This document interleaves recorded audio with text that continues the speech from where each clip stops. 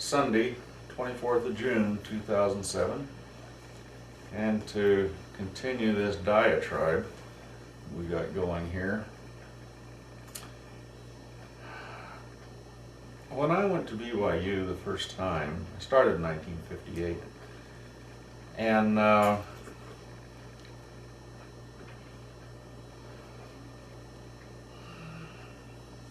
went 1 2/3 years, and I kind of got crossways with the student senate. I was doing what I thought was right, and they were bandering talk around kicking me out, so I didn't give them the opportunity. But in a dorm, we were all good friends, and there was 2 guys from New York, Honeycutt, and I don't remember the other guy, but they took to drinking, and so they'd come in late at night, slamming doors and hollering and singing and one thing and another. And so me and my roommate, we'd go police them up out there in the hallway and bring them in our room and stick them in the closet behind the clothes, you know, because believe me, our dorm father was heading our way quick. And so the school didn't appreciate us doing that. They felt we should have turned them in. I didn't think so, and that's where we came to a crossing the roads. I wasn't willing to give up, and I guess neither were they. So I decided that going on a mission would be a good thing. I was I was 20 years old at the time. And so I laid out of school for 3 months and worked to get enough money to go on my mission, and then sent my papers in. Nathan E. Tanner was a counselor in the first presidency, and he was from Canada, and for some reason he was in Great Falls, our stake headquarters. I don't know what else he was doing there, but to interview me was one of the things he was there for. And so I had an interview with President Tanner, and that was kind of interesting. Boy, there was no nonsense. It was, Elder Simkins, do you use tobacco? No, sir, I do not. How long since? It was always, every question, how long since, would go on. And this was in about October of 1960. And he asked me, he says, when would you like to leave on your mission? I said, well, you know, I'd probably like to spend the holidays with the family and stuff, so as soon after the first year as I could. He wrote it down, and that was fine. You know when I left? I left at 2 a.m. New Year's morning. Boy, that taught me a lesson right there. You better have your facts straight if you're expecting the first presidency to act on it. So I got my mission call to the Central States Mission, headquartered in Independence, Missouri. And it incorporated all of Missouri, half of Iowa, about a third of Oklahoma, and maybe a quarter of Kansas. And so it meant nothing special to me, except that that's where the Saints were kicked out of. And so I left on my mission, like I said, 2 a.m. New Year's morning, and got down to the mission field. And my first area of labor was in southeast Kansas and northeast Oklahoma, was right there. Then I went to Springfield, Missouri, and I was there for a year. I had the same companion for 9 months out of that year. It's hard to believe. And then they sent me to Des Moines, Iowa, where I was made a supervising elder, and I supervised then the southern half of Iowa. And when I was teaching in Missouri, I taught there mostly Pentecostal. And that was hard to teach, but they were good people, but they were just very hard group to teach. And I did lecture at the CBI, which is the Central Bible Institute. They asked the previous elders to do this, and they agreed, and then they left town and they brought us in. And so we now had this appointment at CBI to lecture for 4 hours. And the companion they gave me, he had only been out 2 months. And this was my first experience at being a senior companion. And we had to face CBI. And the class we were to lecture to was made up of graduate ministers. And you had to have been a minister for 10 years in the field before you could come back and take this master's class. So that's who we were talking to. But the good Pentecostal brethren made a fatal mistake. We were talking about authority of the priesthood and the organization of the church. They decided that was the battleground they were going to try and beat us on. Any elder worth his salt you can't beat on those two topics. Now, if they'd have got off onto the 12th and 13th chapters of 1 Corinthians, which is the gifts of the Spirit, yeah, they'd have crucified us. But they didn't. They were on the first and second chapters of Ephesians primarily. And so, honestly, after 4 hours of lecture, we come out of that thing smelling like a rose. I felt very good about it.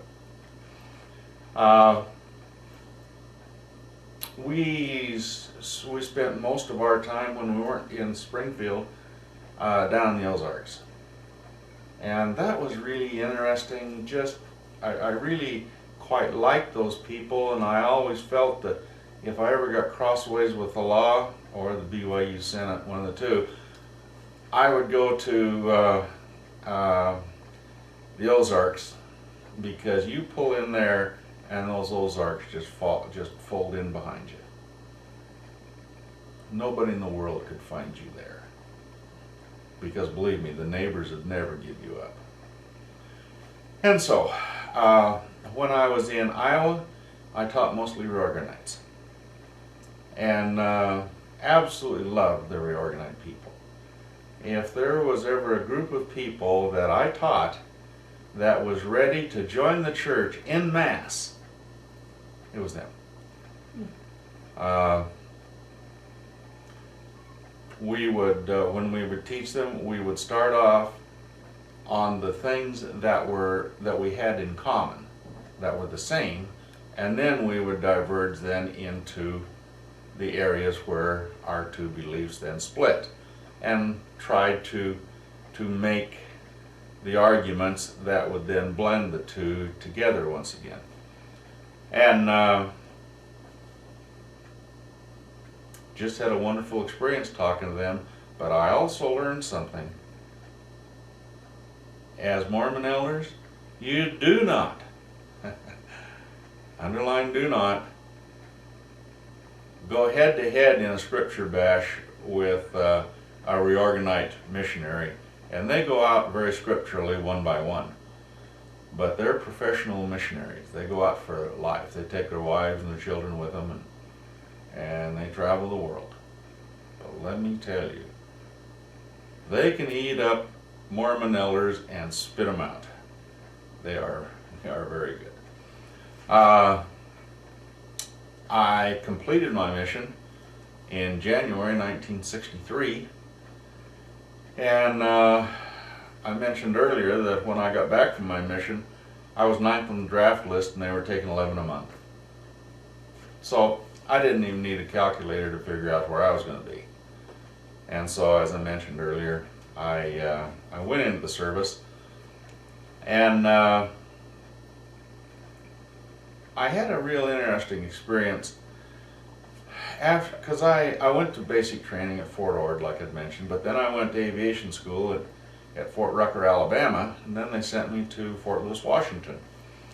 All this time, because, see, when I left my mission president, that was a very distinguished looking person, G. Carlos Smith, I sat down at his desk and he called me in, and it was only the second time I'd ever seen him. And he sat down and he says, on my exit interview for my mission, he says, "Now, Elder," he said, "as soon as you get home, I want you to start proselyting." I thought, oh, good grief, I've had member missionary up to my eyeballs. And he said, "For a wife." Now, this is the man that had painted a skull and crossbones in everything that wore a skirt within a 4-state radius of us. And now he's telling us that I was supposed to go start. But then he gave me some really sage advice. He says, "I don't mean a floozy or a beautiful woman." He said, "You find a good helpmate and a companion, because you should never saddle your children or grandchildren with an inferior mother or grandmother." I thought that was some pretty sage advice, so I took it to heart. And when I got home, on bended knee, I would begin supplicating the Lord to bring to myself this wife that I was supposed to find. Because after President Smith gave me the sage advice, he said that any elder that when he got home was 22 years of age and not married was a menace to society. So when I started praying about that, I got nothing. I mean, zero. And so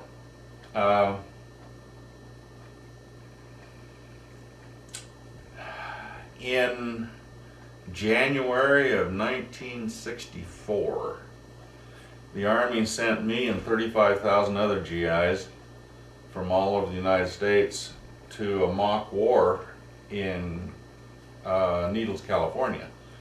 And one group represented Arizona, one group represented California, and we were to battle over the Colorado River.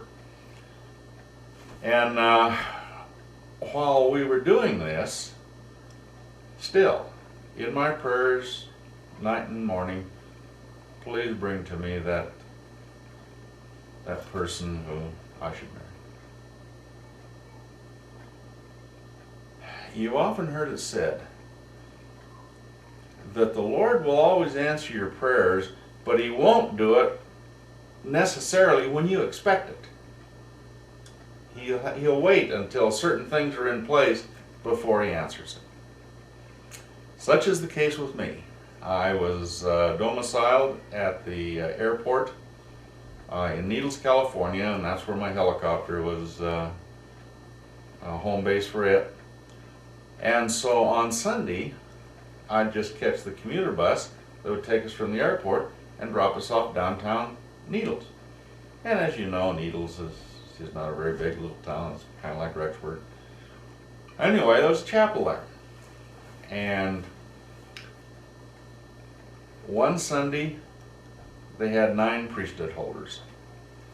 The GIs moved in, And the next Sunday we had 290, I think it was, to priesthood meeting. That bishop, he didn't know we were coming, because they wanted to surprise the courts, the judges, the highway patrol. They moved in and declared martial law. And that's what they wanted to do, is just surprise the whole works. And that included one Mormon bishop.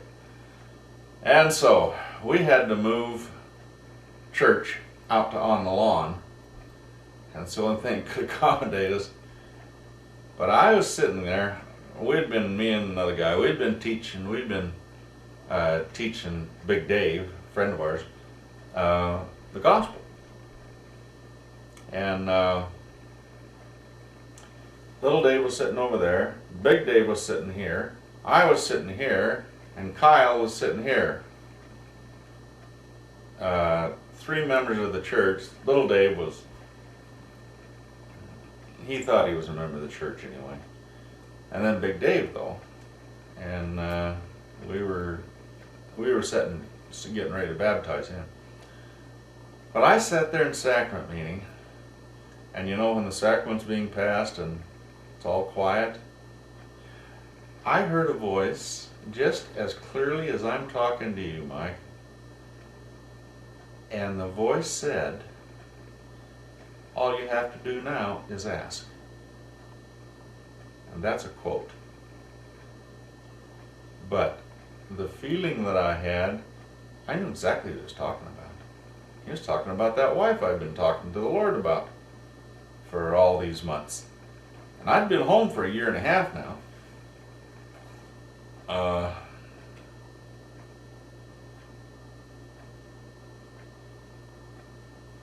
No. I don't recall. Yeah, I've been home about 1.5 years. And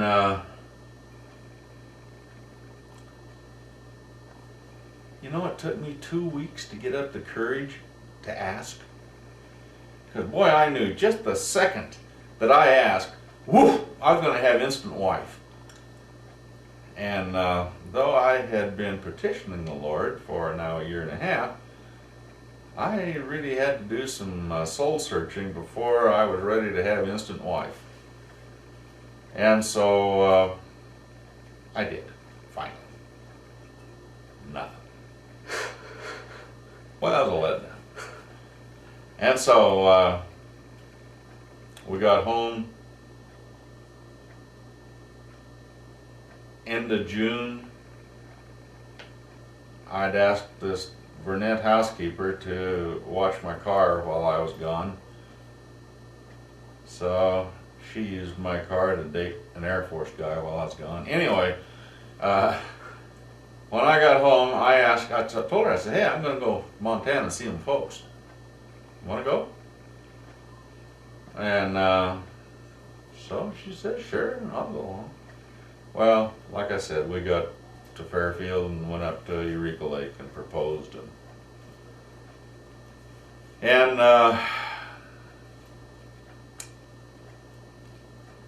so much for that. But I told you that I joined the military then in April of 1963. And it was a 3-year enlistment. And I was in, they put me in aviation mechanics. And mostly because I wanted to go on and become a helicopter pilot. And like I say, I went to aviation school, you know, down in Alabama, and then when I was in Fort Lewis, Washington, there at Tacoma, I was part of the 4th Infantry Division, and there was a bad flood all over the Northwest at that time, and so we were called on periodically to go help communities that were distressed and one thing or another. But then, you see, in the military, if they want you to know something for certain, you hear it through the grapevine. You don't believe it if it shows up on the bulletin board. And so through the grapevine, through the official channel of the grapevine, come this idea that, hey, 4th Division is forming a helicopter evacuation unit.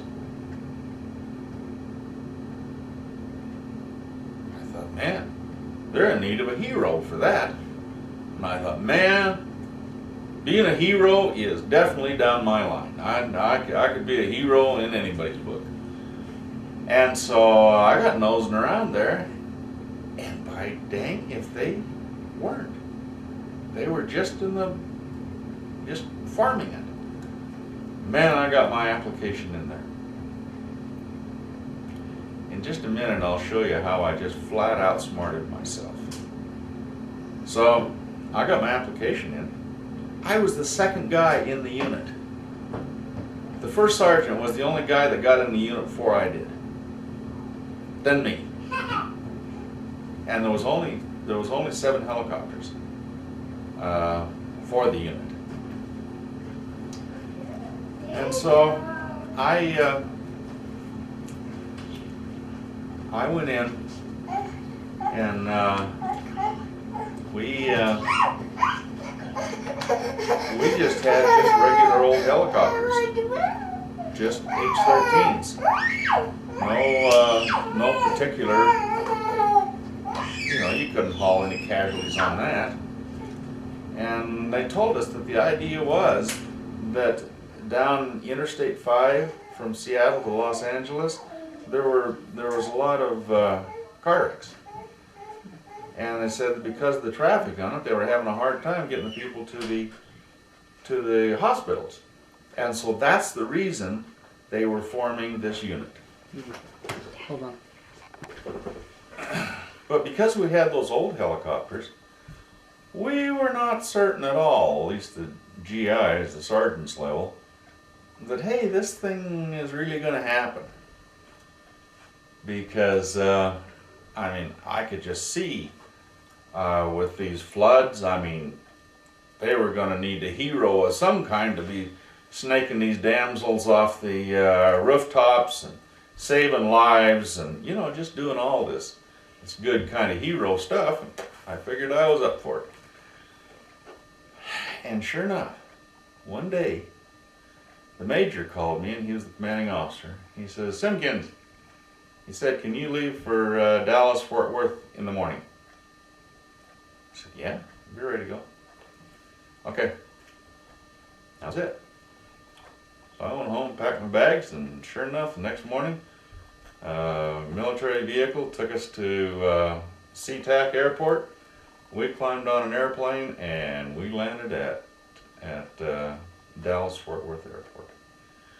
And a big long black limousine picked us up and took us just a little ways over to a real nice motel. Lovely. The thing I remember about it had these pine trees, and then it had colored lights shooting up from the bottom up there to the pine. To me, it was very, I had never seen anything like that before. Mm-hmm. And so we were there to pick up 6 brand new helicopters, brand new Hueys. And that's the kind that you would use to do this hero work, up and down Interstate 5. And they were saying that it was just taking them too long to get the injured from the car wrecks to the hospitals. So that was the reason the military was going to step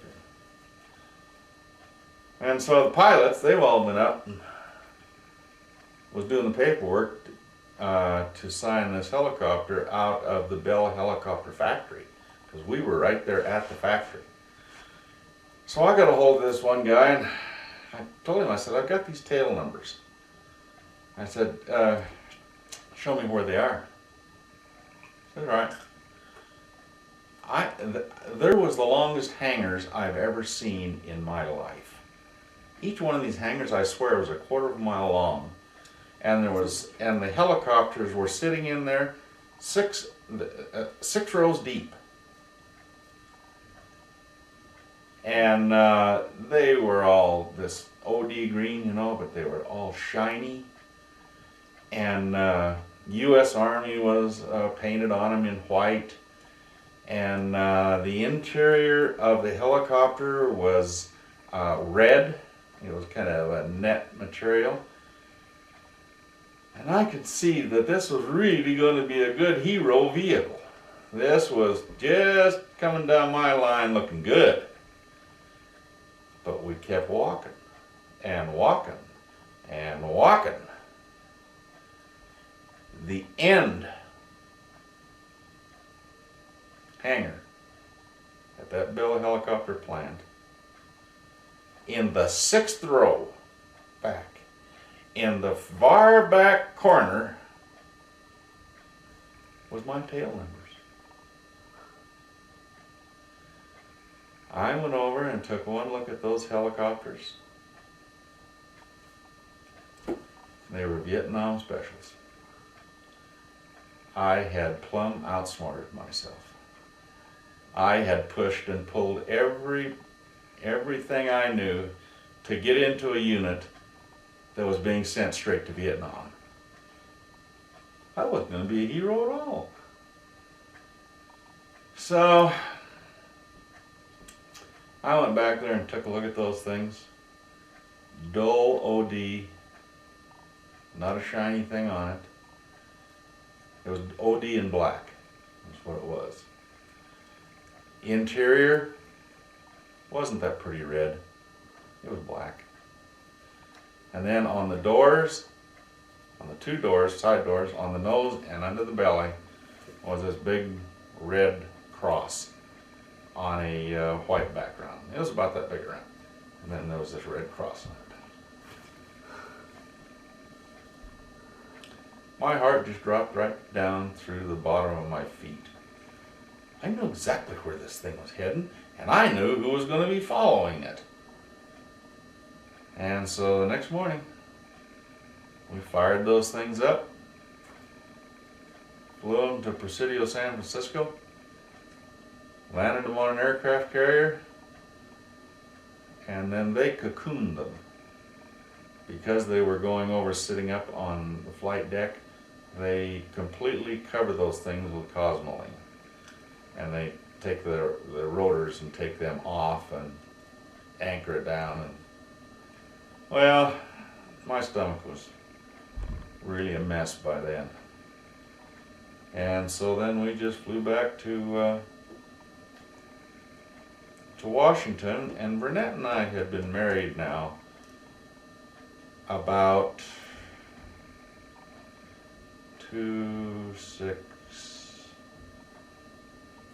about 8 months. And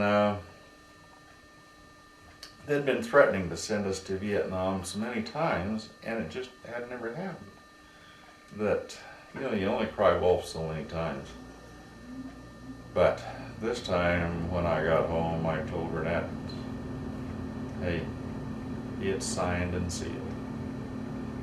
And so the next day, down at the hangar, we were packing up everything, getting it loaded on airplanes that was going across. And so I got quite used to the idea of traveling first class. When they'd ever send us air guys someplace, it was always pretty good, you know, even when I'd fly around the United States to pick up helicopters or whatever, I always stayed in the BOQs, the officer quarters. My major would just make sure I didn't have any stripes on it. I'd just bunk in the officers' quarters. Anyway, our unit got on an airplane, flew down to San Francisco, and stayed overnight. And the next morning, we got on buses that I thought was going to the airport. We all thought we were going to the airport. We thought, since when do they put an airport this close to the pier? They got down there and there's a big cussed ship down there, and they said, here's your ride. Oh, crud. So we got out, took our gear, and it was just like you saw in World War II movies. I mean, there was a band playing, people down there saying goodbye to all their GIs, and then the 3,500 GIs climbed up these walkways up into the ship. And within just like 2-3 hours, we were gone. We were mobilized. And I remember crossing underneath that Golden Gate Bridge and looking back at it, and then there was just the big wide open Pacific. Just the ocean waiting out there as the Golden Gate Bridge receded into the background. But we had so many troops on that ship that they couldn't pump out the water in the belly of the ship because they used it for ballast. And so we weren't even out from underneath the Golden Gate Bridge when they flipped us all on salt water. We were packing thousands of gallons of fresh water, couldn't use it. So we showered in salt water, you know, all your bathing, any washing you had, everything was done in salt water except drinking water, of course. And we hit it out. I spent 29 days on that tub. And when you'd line up for meals, the line would go completely around the ship 3 times. And it was an old Liberty ship from World War II that had been mothballs for that long. And they had just recommissioned it, and this was its first time out. And it was called the USS Blatchford. Have any idea what we called it? Well, it wasn't Blatchford. And so, I think I mentioned earlier that this POL guy was an agnostic. Well, 29 days, as I told you, we talked. And finally we got to Saigon, like I say, 29 days later. And got off that ship and went out to Thompson Nude Air Base, and we lived on the air base for a little while, just in grass shacks.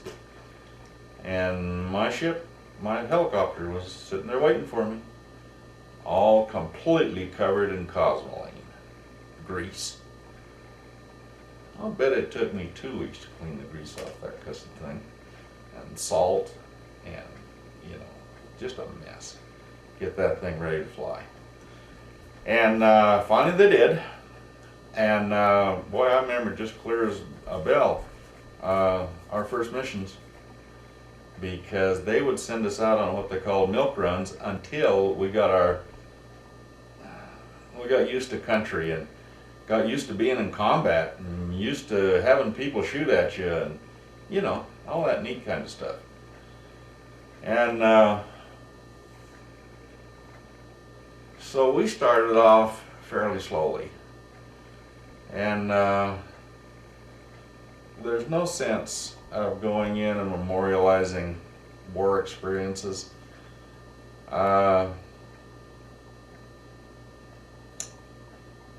But maybe I'll mention just 2.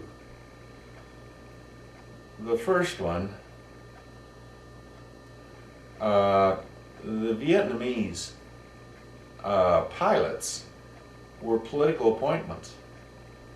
And so they were just the sons of some very influential people in Vietnam. Well, they weren't about to get their tail feathers shot off. So when troops would get in trouble and needed to be extracted, Well, they always wanted the GIs to go in and do it. And they'd just stand up, they'd just sit up there in the air and bore holes in the sky. Because they weren't going to go in there for fear of getting shot. And so the GIs, we'd go in, and if we took any fire at all, well, they just wouldn't come. But if we made several missions out of it, and we didn't draw any fire, then they'd kind of come in kind of slowly. Well, in the beginning, we had to haul Vietnamese casualties. And first day or two, we hauled all their casualties. But boy, it wasn't long until we said, hey, we're not hauling any more dead ones. If they're dead, you plant them out there in the field someplace, but we're not taking them back in so they can have their burial in their family plot or something. I said, no. It wasn't up to me. Our commanding officer said no.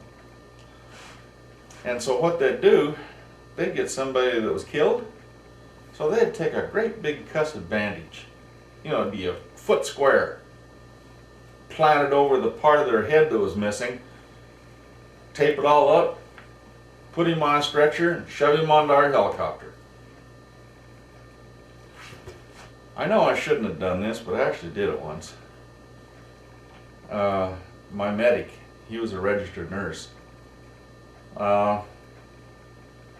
He was going through the casualties when we got up in the sky, and we normally flew about 3,000 feet, because a 30 caliber weapon isn't good over about 2,500 feet. So Andy come around there checking these casualties and took this big bandage off this one guy, and half his head was gone. Oh, my Andy, he just had a fit. So I told Andy, I said, well, I know how to fix this deal. I just flipped the stretcher locks off, booted him out the door. I always felt a little bit bad about that, but not bad enough to have not done it. So.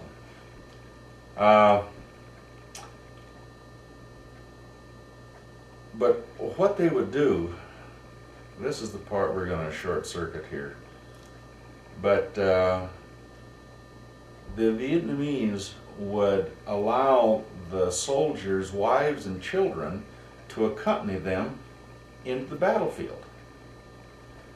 Well, they had a whole company, 200 guys, in this one unit, and they were out in the jungle, and their wives and children were with them. And they got mortared. They just blew them to pieces. It was 3 days before we could get, I didn't have anything to do with it, but for the soldiers, the infantry, to get the area around it, the jungle around it, cleared enough so that the dead could be extracted. And that's when I was still packing Vietnamese. We went in there. We had to take mentholatum and completely plug our nose. You didn't just put it in your nose, you completely plugged it. Either that or you just get so sick you couldn't do anything. And you'd go in there, and here were men, women, and children, you know, in rigor, but having been blown up. And they were in all sorts of contortions. And we had to get them through the doors of a helicopter. Well, needless to say, there had to be some anatomical changes made just to allow us to get them through the door. And that was a bad feeling, because I was so new in country. And that's enough horse stories.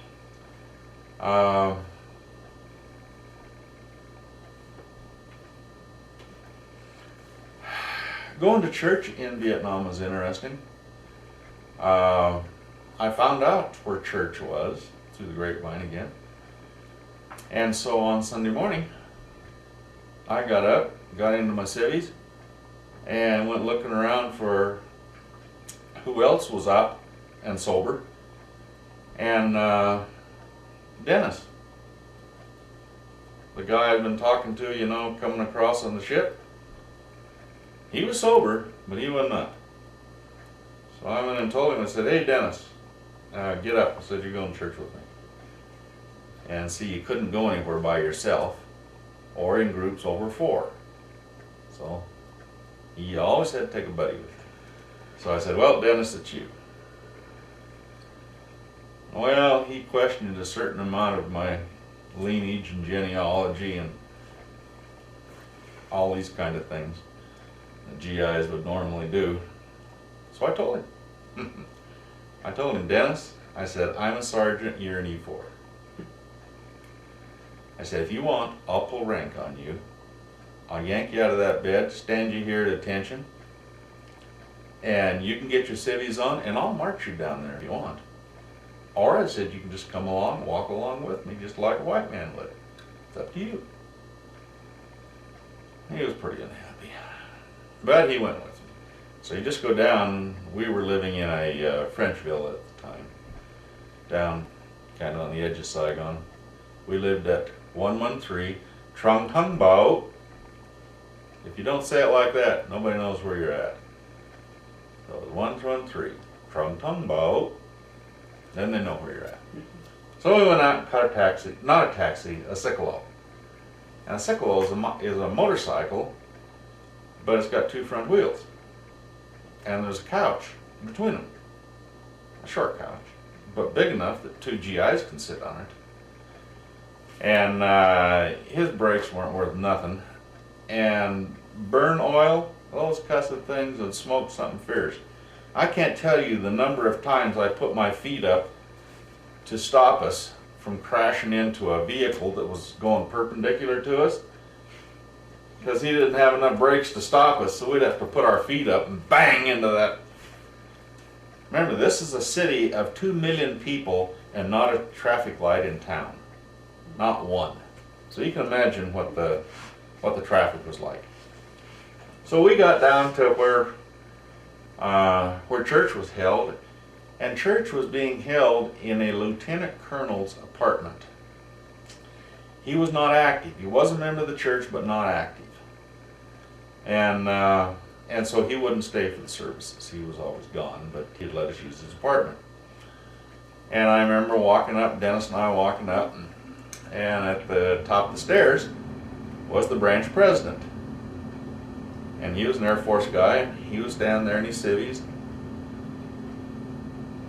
You'd shake hands with him. He said, hi, he says, I'm president, whatever his name was, and you'd introduce yourself, I'm Brother Simkins. And he'd ask you 2 questions. Brother Simkins, what priesthood do you hold? Well, I was an elder. He'd look down his organizational chart, and he'd say, Brother Simkins, would you feel comfortable doing this today? It might be speaking at sacrament meeting, it might be teaching a class, it might be administering the sacrament, whatever. But he completely organized that branch every Sunday morning, because he never had an idea who was going to show up. There'd be some Sundays that you'd have 20, 30 of these red berets come. And a red beret is a green beret, special forces, that's attached to the Vietnamese army. And they'd give them a weekend off, they'd come to church. And they'd come with their hard hats, with their weapons, their grenades, their mortars, their launchers, everything. I mean, they were going to war. And so they would come into the apartment there, and then they'd stack all their hard hats, lay down all their weapons, take all their pistols and ammunition and knives and everything else, stack them at the back, and then perform their priesthood duties. It's actually inspirational. And I'll tell you what, I heard some of the greatest sacrament meeting talks I've ever heard. Impromptu, given mostly by those guys when they didn't know if they were coming back or not again. Could we shut it off for a minute, please? Yeah. This fellow that I marched, well, I didn't march, but I threatened to church, then he went with me 2 or 3 times. The Air Force guys that were state missionaries got a hold of him, started giving him the discussions. So I went with him for the first one. We went down into across Cholon, and we gave him, I think it was the first or second discussion I sat down on, at the foot of Buddha. We did. We were in these people's home, Vietnamese home, and there was their kitchen table, or their dining room table was along, just a normal banquet table. But at the head of it, sitting on the table, was a big old fat Buddha. And there was a place there where they would place food for Buddha. I always thought, oh, hey, don't you get the message? I mean, when you come back and food's not been eaten, apparently not. So Dennis, one day, he and I had just gone to church, and we'd come home. It was about 6 o'clock at night, and he come to me and he says, "Dan," he says, "you got your 45 with you?" I said, "Yeah." I always left my AR-16 hanging in the helicopter, and I also had a 12-gauge shotgun, and I left that hanging in the helicopter. But I always wore my sidearm everywhere. So I said, so I'd worn it home. I said, "Yeah, here in my room." He said, "Are you going to need it tonight?" "Oh, it's Sunday night." No, I'm not going to need it. I says, "Do you mind if I borrow it?" "What are you going to need it for?" "Oh," I said, "just," he had a Sicklo. He had bought me a Sicklo over there. And he said, "No," he says, I'm going to take a ride, and I just wanted a sidearm with me when I went. Because as a POL guy, he didn't have any weapons. So I told him, sure, take it and go. Well, as it was, he hadn't been gone just out of the area for a couple of minutes. And the word came down, we had a mass casualty. And so I ended up flying all night long. 1st Division had run into an ambush out in the jungle. And so these guys were laying in water. And the medics there had propped their head up on their hard hat, on their helmet, to keep their head out of the water. And so when we were out there picking up these casualties, he just saw them all laying in water that were completely over them. Just their head was up by, anyway. So I had kind of a tough night. Got home in the morning, and Dennis came with my pistol. And he said, "You had kind of a tough night, huh?" I said, "Yeah, Bearcat." I said, "Here's your pistol back." I said, "Now tell me, what'd you really do with this?" Oh, he said, we were scheduled to have the 3rd discussion over there with the state missionaries, and you got called out on this mass casualty. So he had just borrowed my pistol, stuck it down in the waistband of his trousers, jumped on his bike, and went part of the way across Saigon, all the way across Cholon, which is the Chinese section of Saigon, and the BC control that, by the way, to the state missionary's apartment to get the 3rd discussion. So I knew it was quite inevitable then that it wouldn't be very long till we were going to have a baptism. And sure enough, I baptized Dennis. And we baptized, as I recall, 7 other Vietnamese brethren at the same time.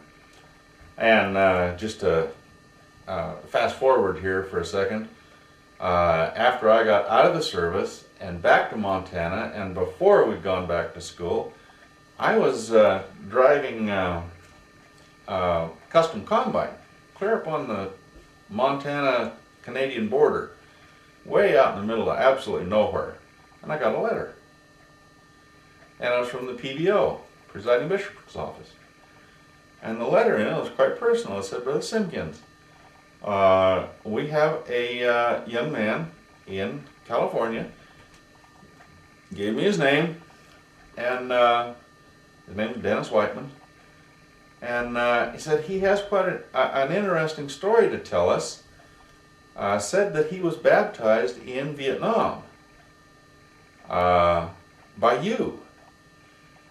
And we offered to rebaptize him, but he said that because of the unique circumstances and all that went in with it, he'd prefer if we could do the research that would be necessary so the original baptism could be made valid.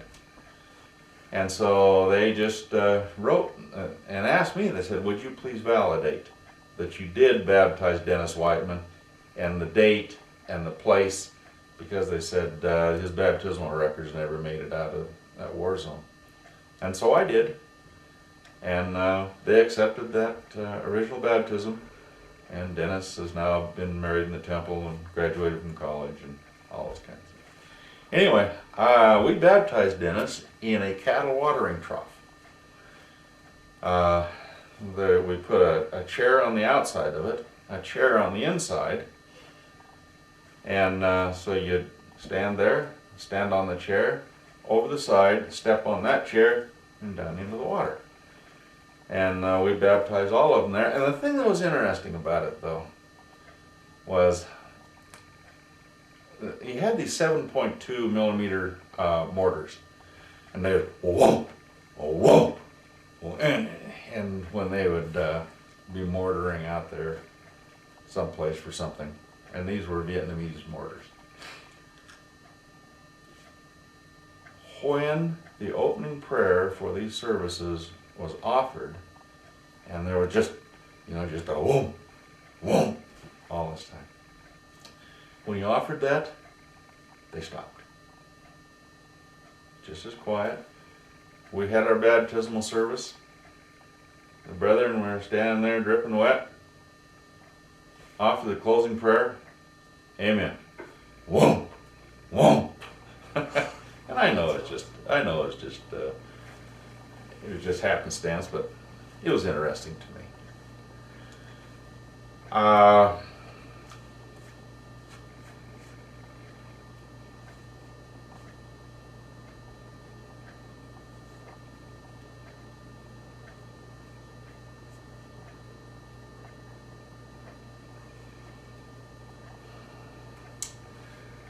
I was promised in my patriarchal blessing that the Lord would always protect me, and the germane term here is upon the highways and otherwise.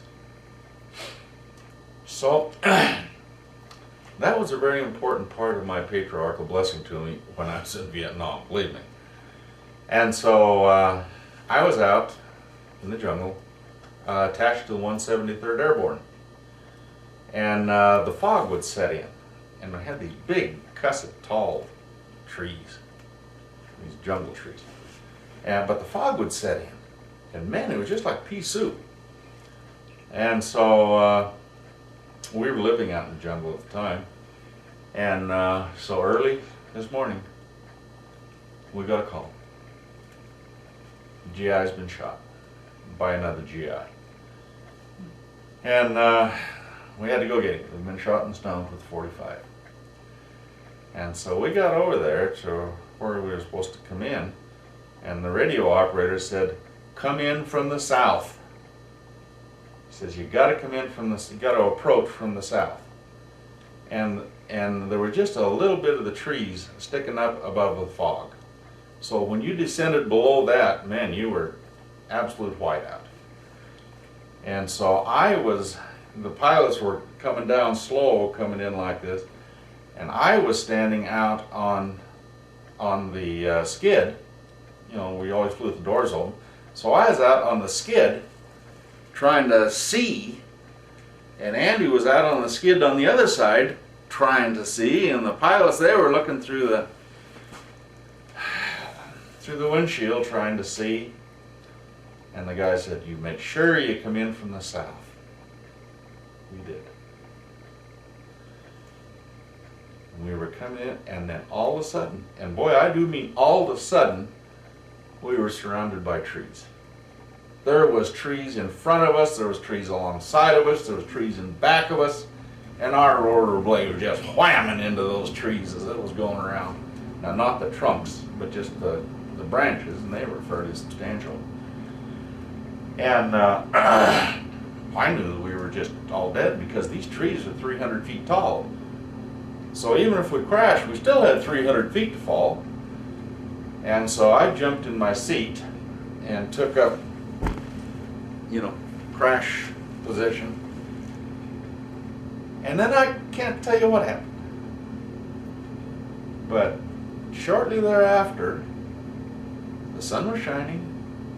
Oh, and when I did that, you could hear the rotor blade was going wah wah wah wah wah wah wah, because they were pulling up, trying to get up out of those trees so hard that 1100 horsepower on that turbine engine wasn't hacking it, couldn't get us up fast enough.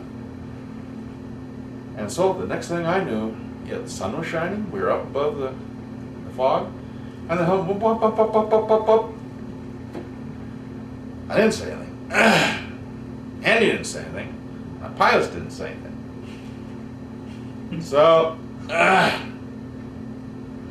we called that guy on the phone and said, "Hey, turkey, we just ran into the dangest bunch of trees you ever saw." Oh, he said, "Did I say south?" Yeah. Oh, he says, "Ever since I got in country," he says, "I've been turned around. To me, north is south."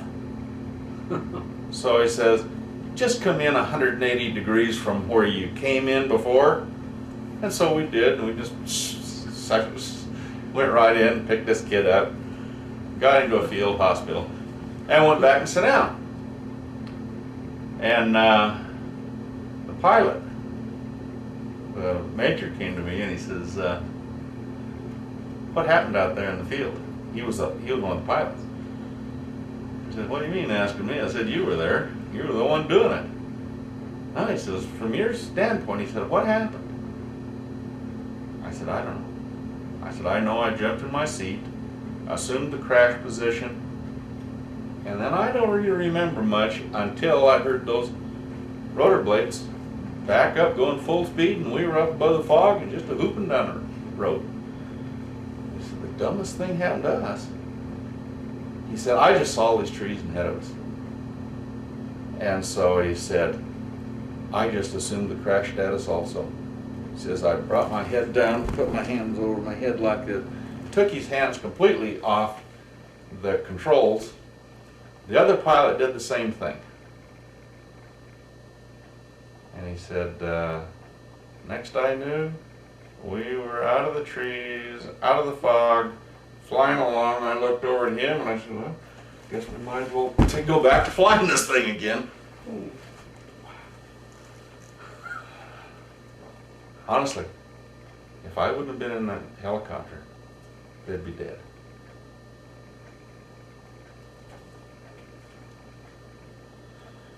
Okay.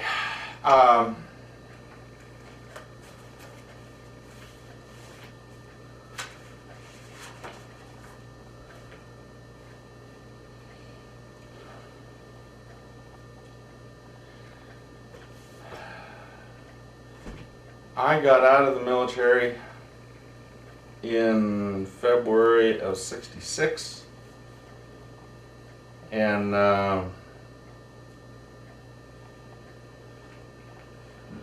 Burnett had been telling me when I first went over every letter that we were going to be parents. And so I got back out of the state, out of the military, back to my house about 2 or 3 weeks before Drew was born then. And so that was a special occasion. And then just a few months after Drew was born, then we went back to college. And so I now went back to college, of course, with Vernette and a baby. I'd never been to college with a wife and a baby before. And I had been out of college now for 6 years. And so I was going back in now as a junior. And I remember the first class on the first day of the first chapter that I walked into. Because I remember thinking, how did these guys get so much education? How did they get so smart since I've left? What did they do to these guys? Because that first chapter, it was a physiology course. And that first chapter, the heading on it was called The Physiochemical Basis for Physiological Phenomena. I said, say what? I was the only one that was appalled by that. Everybody else didn't take it right in order. So I really had some doing to do. And so I did. And so the way we did it, Vernette earned her what they call a PhD degree, putting hubby through. And so I would take 21 semester hours because we were starving to death. We were just there on the GI Bill. And we had to get through the college just as fast as we could. And so I'd take 21 semester hours, then I'd take another class, 3 semester hours through home study. But our idea was that I'd do the 21 hours of coursework, Vernette would do the 3 hours of home study, and we'd get through that way. And so we did that for the religion courses, and Vernette did great. The way we'd do it is Vernette would do the coursework, and she'd pull straight A's.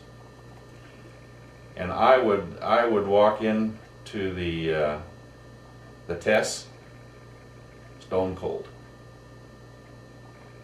And so I'd pull a C, she'd pull an A, between us we'd get a B. That was good enough for us. And so we were able to finish BYU in 3.5 years. And that's fairly remarkable, given that it takes most people 5 these days to get through it. So,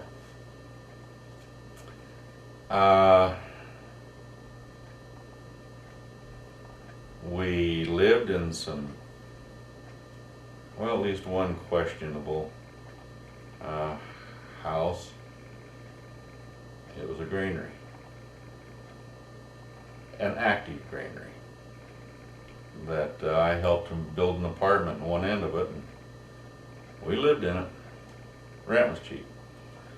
And I remember the ward that we were in, and I remember one Sunday night of going up to, do you want to turn that off? BYU then, in 1968. I had started there in 1958. So when my kids all figured out it took me 10 years to get through BYU when everybody else did it in 4, they always thought that was just about normal. And so they never questioned me about it. Getting out of school then, I had a degree in animal science, emphasis on nutrition and genetics and dairy. And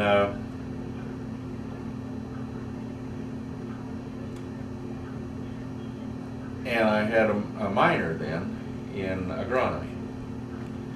And so I got contacted then by the Montana State Prison, asked me if I would like to come work there. And they were just building a brand new dairy, a state-of-the-art dairy. Part of it was the experimental, in fact. And we had to move the cows down from the mental hospital at Warm Springs down to now the dairy, or down to the prison.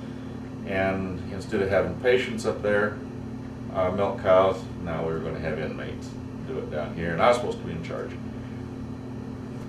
And so I really wanted the job, and I got it. And so I went in the first day at work, into the warden's office there, into where all the bookkeeping and all that kind of thing was done, and talked to the head bookkeeper there. And I went in there and I told her, I said, "Hi," I said, "I'm Dan Simkins, I'm here to sign in." She was sitting down and looked at me. She said, "You don't look like you're old enough to know anything." I said, "Well, thanks, but maybe time will tell." And so I ran 2 crews of inmates,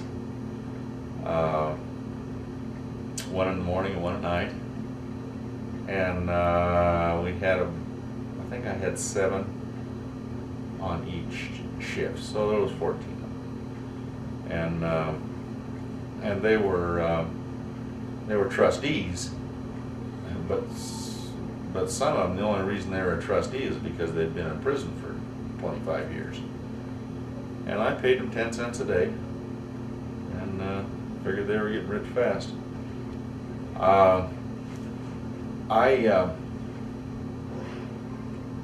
It was February, about 1970 now, and there was the darndest blizzard going on out there in Montana you ever saw. Those cows, they were coming in, and they had big globs of manure on their tails that was this big around and frozen harder than a brick. And so you'd be there trying to get them milked and one thing and another, and they'd take that tail of theirs and they'd whine you up the side of the head with that. It was just like a ball bat. So I took the morning crew into Rothy Hall, which is the trustee prison area, and I ate lunch there. And so I went in, I was eating lunch, and when the inmates come in and he says, "Phone call for you." I said, "All right." So I went out, got on the phone, and the guy says, "You're kind of hard to track down." I said, "Well, duh, I'm in a prison. What do you suppose?" And he told me who he was. He says, "I'm calling you from Okeechobee, Florida." I said, "Well, I bet your weather's nicer than mine." "Oh," he says, "We're just starting on the second crop of hay. The oranges are just coming on. So he says, everything smells like orange blossoms." He says, "We're right on the edge of Lake Okeechobee and we're going water skiing after work tonight." He said, "Does that sound enticing to you?" I said, "Well, after what I've been through this morning, I'd have to say yes." "Well," he says, "we're increasing our management staff with college graduates because we're the second largest dairy in the world, and so," he said, "we just want more college graduates on our management staff." And he says, "If you'd like to come down and interview for it," he said, "you go to Butte tomorrow," I think it was, and he said, "there will be a first class ticket waiting for you there." He says, "All right, you'll see me in a couple days then." So I went, and Burnett helped me, and we packed me up to go to Florida. I was leaving in a blizzard. I had my parka, my cap with ear flap. Did you ever try? Well, and of course I had my overshoes on. Got into the airplane, flew from there down to West Palm Beach, Florida. Got there about 10 o'clock at night. Got off the airplane with my parka, my hat with the ear flappers, with my overshoes, and the people waiting to get on the plane They were going on to the Bahamas. The ladies were in their sleeveless dresses, cotton, you know. The guys were in their short sleeve shirts. It was 10 o'clock at night. They didn't have a jacket on. Beautiful, balmy. And here I was getting... Did you ever try and hide a pair of overshoes? You ought to try and camouflage. Everything else you can camouflage, but you can't camouflage overshoes. And so, I went up to the dairy, decided that's where we'd go, flew on home, packed us all up, and Allied Van Lines come and picked up our furnishings and headed for Okeechobee, Florida. And so, the dairy rented us a house in Okeechobee, and we hired 92 families to milk. And we provided housing for them. We milked 7,000 cows, and my job was the heifers and dry cows, and I had 1,700 dry cows that I took care of, and 500 head of heifers. That was just everything from newborn to springing. And so that was my job. And so we signed on there, and then in about October, it was pretty hot down there, and me and the owner of the dairy, see, I got fired, but me and the owner of the dairy, we couldn't agree on how to take care of his cows. Because I had just come into the office from helping a big old black Holstein that was laying out there in the sun while she was having her calf during parturition. And I had been out there bathing her head with cool water and keeping her temperature down, and basically holding her head right there in my arms, and she expired on me. And so I was a little upset about it in the first place. And so I went in there and I told the owner, I said, I need some shade for those cows. I said, it's too hot out there, we're losing cows, there's no way to treat an animal. So he pulled out his calculator and he said, it's just not economically feasible at this time. So I told him what he could do with that calculator and where he really ought to place it, and if he had any questions about getting it there, I'd be glad to accommodate. Naturally, I got canned. And so I left the next morning. I'd leave every morning between 5 and 6 o'clock. I was all over the state of Florida. We were 3,000 miles from home, no job. And, you know, no family there to help, nothing. We were like we were in a foreign country. And I went up to the University of Florida, I went all these different places. Couldn't find a job for nothing. I'd come home 10, 11 o'clock at night, just beat and discouraged. This went on for a week. And one night, I was praying so hard for Heavenly Father to help us. And so I was in our bedroom, kneeling down. And the thought came to my mind, you call Tony Strickland and tell him you forgive him.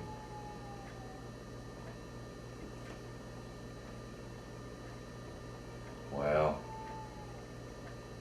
Tony Strickland was my boss over there, but the night before we had been in West Palm doing our Christmas shopping. This is in October. Tony and his wife were there. They saw us do our Christmas shopping and knew that he was going to fire me the next morning. So instead of saying something, he just let us go right on doing our Christmas shopping, knowing the next morning he was going to cut our feet out from underneath us. So boy, I had some hard feelings against old Tony.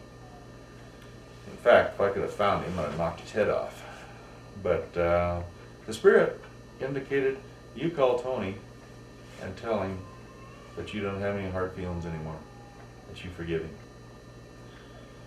Okay, so I went over and got on the phone. I called him up. I said, Tony, I said, just wanted you to know, I said, I don't hold any hard feelings against you. I said, I did. I said, I want to knock your head off. But I said, I just want you to know I'm not harboring any hard feelings. Well, he says, we were good friends. And I'm really glad for that. And by the way, Dan, he says, I was just talking to a fellow today, and he's a friend of mine over in Bradenton, Florida. He said they're looking for a manager for their PCA office, which is Agriculture Finance, in Clewiston, which is just on the other side of the lake. I said, give me his name and number. The next morning at 8 o'clock, I was clear across the state, sitting in Bradenton, Florida, waiting at 8 o'clock for those doors to open. I walked in, I talked to the manager of the whole association there, and he told me. He said, Dan, I've never done this before, ever. But he says, I'm going to hire you right on the spot. He says, I always take it to my board. I always do all these background checks, and I always do all this. But he said, you're hired. I can't tell you the feeling that I had when I left that office and went out and found a payphone and called my dear wife back in Okeechobee and said, wife, I got a job. And it was just because of the influence of the Spirit. Well, when we got down to Okeechobee, I was put in as the dependent branch president. We had a small dependent branch. And I'd only been branch president there about 6 months. And so now we were having to leave. So I called our state president down in Fort Lauderdale. And I said, President, I said, this is President Simkins. I said, I just wanted to call and tell you that I've had a change of jobs, and so he says, I'm going to have to leave Okeechobee. He just said, that's all right. I said, President, did you hear what I said? I said, I'm leaving, and there's nobody here to replace me. I said, that's a real problem. No, he says, if you need to leave, you go ahead and leave. President, there's more to this than what you're telling me.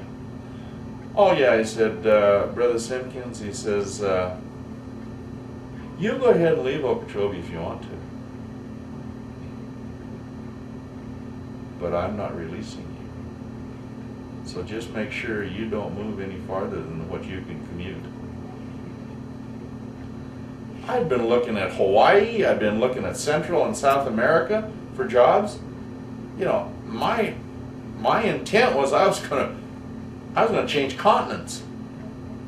He just told me, he said, just you're not gonna be released, so just so you can commute. Well, Clewiston was 60 miles away. So Burnett and I and Drew and Melissa, we commuted every Sunday. And of course we had sacrament meeting in the evening, so we'd come up for priesthood and Sunday school. And we picnicked for, I don't know, a year, every Sunday. And then we'd do home teaching Sunday afternoon, visit inactives and stuff. And then we were there to conduct sacrament meeting for that night. So that was I contacted a lung disease when I was down there, and we found out later that it was from Agent Orange out of Vietnam. Didn't know that at then, we thought it was lung cancer. And so the doctors, they did all sorts of tests down there, but they said, Dan, he said, get out of Florida. He said, this damp, humid climate on those lungs of yours, he said, it's going to kill you. So he says, get back home where it's dry. And so I didn't have 2 nickels to rub together in my pocket. And John and Glenda Ross were good friends of ours. So we were over at Fort Myers walking down the beach one day. And I was telling John, I said, man, I said, I just got to find some money to go home on. He says, how much you need? I don't remember what it was. I think it was $700. And I said, I need that. And I said, I just got to find it someplace. John says, well, I got it. I said, how come you got it? Well, he says, I sold my farm up there before I come down here. He and I worked together. And so he says, I got it just sitting in the savings account there. He says, why don't I just give it to you? It was an absolute miracle. Just right out of the blue. And so I put Burnett and the kids on an airplane and sent them back to her folks in Olympia, Washington. And I had everything loaded up in a U-Haul truck and drug our car behind it and drove from Okeechobee, Florida to Lewistown, Montana. Because I had obtained a job there to be an ag rep in the bank. And so that started, that was in 1970, July of 1970, and that started a 25-year stint in the banking business. I tried to stay in agriculture all the way through, and that is really a slippery slope to try to stay on. Because management says, well, if you can make ag loans, you can make commercial loans. Which is not true, because they also think the reverse. If you can make commercial loans, you can also make ag loans. And that's definitely not true. So as a result, 25 years later, I ended up with more experience in making commercial loans than I did ag loans, but I still did a lot of them. And during that time, I started off in Lewistown, stayed there about 5 years. I was called as the bishop there in Lewistown, and I was about, I don't remember, 33, something like that, in Lewistown. And then I was transferred then to Minneapolis, the headquarters back there, and I was put in the correspondent division, and I made primarily bank stock loans. So that if you wanted to buy a bank, it's just like buying a car. You have to have a certain amount of down payment, and I'd finance the rest. And then we would oversee you as you would run the bank, and you'd pay the loan back, and everybody was happy. And that was until '79, and then in '79 I transferred then out to Missoula, Montana, and I was head of the commercial loan department then at First Bank Western in Missoula. And I was only there for, I don't know, 2-3 years. We bought a brand new house when we moved out there, and we were very happy there. I was serving in the state presidency at the time. And one of the things we found out later, when I was in Vietnam, I was exposed to a great amount of Agent Orange. And Agent Orange is a defoliant that DuPont created for the U.S. government as a defoliant over there. And I had just been exposed to a great amount of it. Well, one of the side things of it is that you can't hold a job. You can't stay on a job. You can't have people over you that are giving you directions. And of course, that was all part of the banking. Instead of quitting the jobs, I just moved from bank to bank, all within the corporation. So it worked out fine for us until I got to Missoula. And me and the old boy there that was running the bank, we just plumb didn't get along. And so I left the bank there, and then took a job in Cheyenne, Wyoming, with well,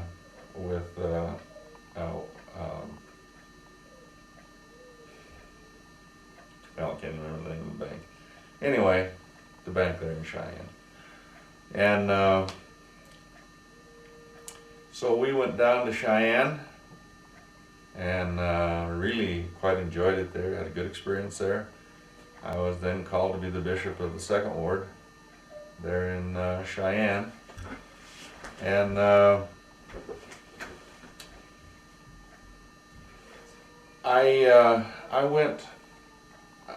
had to buy a agriculture credit corporation for the corporation. And I found one in Utah, and so I bought it for them. And then they sent me over there to Utah to run it. So I would commute then from my bishop job on Sunday to Salt Lake, pick up a plane and go into California or Washington or wherever it was to see the ag loans. And then I'd hold bishopric meeting on the telephone from a motel, and then get home and then go on back to Cheyenne and be back there then for Sunday. And this went on for a year. And so at that point, I had been in a position that I was responsible to fix the flagship of the corporation. It had credit problems. And it took me 19 months and I did it. Hey, I really liked that. And so I found another bank up here in Idaho Falls, Idaho, and it needed fixing too. So I came up here and fixed that one. And then the next bank just down the block here in Idaho Falls needed fixing, so I went over and fixed that one. And then I went down and fixed First Bank of Commerce in Logan, Utah.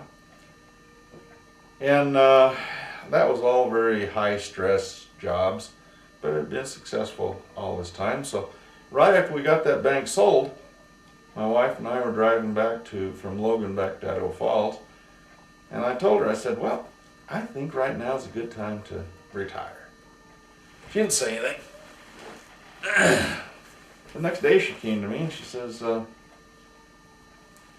serious about retiring? Well, yeah, I think so. She says, well, I've been thinking about it, and the idea of twice as much husband and half as much money doesn't sound like a real good idea to me. She swears up and down she didn't say that, but she did. So, now, we started our own business in 1999, where we lent money to companies after the banks had kicked them out. So we'd pick them up, dust them off, fix whatever was the problem in the business, and then get them back in their bank. And so then a year ago, in 2006, we shut it down, and I am now retired. And so I'm doing a certain amount of appraising right now, just a little bit, in agriculture. And we're preparing now to serve some type of a mission, just depending upon what the bishop feels. A year ago I contacted prostate cancer, again from Agent Orange. It's one of the side effects of Agent Orange over there. And so I've been going through a year now of treatments, you know. And they got things pretty well leveled out. Things are looking good. And so I asked them, I said, well, you know, can we serve the mission? They just said, yeah, you bet you can serve a mission. Just, if you're gonna go serve a mission, go now. Well, so we're just looking and talking. Burnett's still working. And we now have, I believe it's 21 or 22 grandchildren now. And so just the idea of leaving those little cusses for a period of time is somewhat gives us some consternation, but we're considering it at least. So that brings you up to date on where I sit today.